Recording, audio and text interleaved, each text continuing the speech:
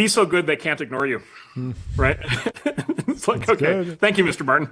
Yep. I'll get right on that. But like that remains the best advice, I think, which Yeah. is just like quality, like we said, like quality bears out, like quality shows.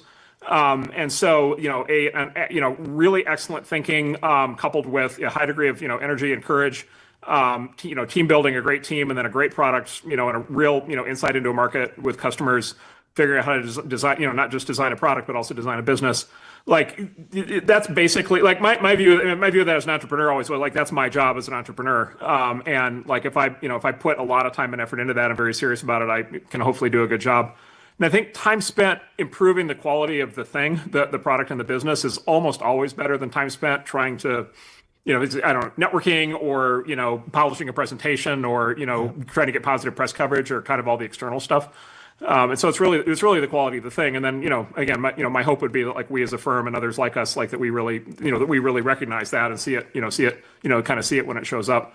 And I think that's the thing. And then I think the other thing would be, look, like AI is superpowers, right? And like if you as a founder have access to, to say ChatGPT deep research, it's just like, it's just like, oh my God, like I have a, I have a PhD level. It used to be so hard to get information, right? And then it's been so hard, even still to figure out what to do with it.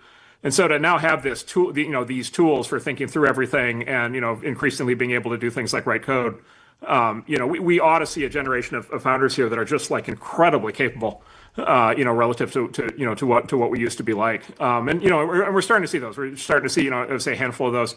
That said, I'm still waiting for like the real conceptual breakthroughs. Like I'm still waiting for the company where it's like, it's got 1,000 employees, 999 are bots. Like, I haven't seen that yet. Yeah. And somebody's going to really figure out how to use this technology to really not just bring a product to market, but like fundamentally change how companies operate. And I think that's probably the next big unlock.